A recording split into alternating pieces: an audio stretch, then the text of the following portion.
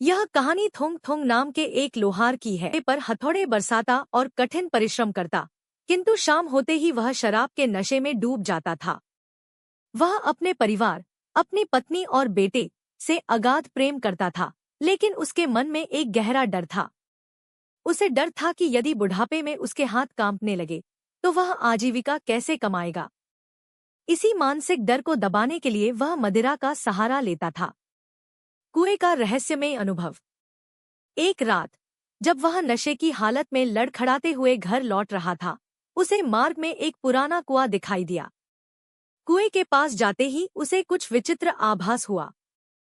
जब उसने कुएं के शांत जल में झांका तो उसे पानी में अपना भविष्य दिखाई देने लगा। भविष्य का भयावह दृश्य।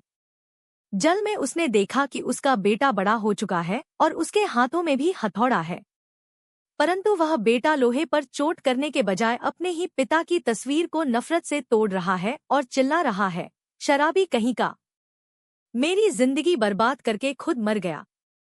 उसने अपनी वृद्ध और रुग्ण पत्नी को भी देखा, जो बीमारी से अत्यंत कमजोर हो चुकी थी और मरणासन अवस्था में थुंग थोंग का नाम ले रही थी।